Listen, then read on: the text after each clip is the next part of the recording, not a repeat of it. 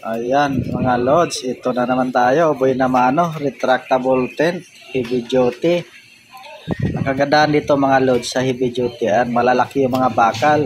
Hindi basta-basta babagsak yan kasi po napakatibay niyan. At ito i-open na nga natin para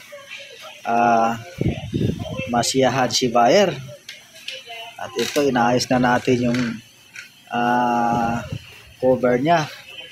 Ang kagandahan dito mga lods sa mga cover ng heavy duty, makapal siya talaga at saka rubberized.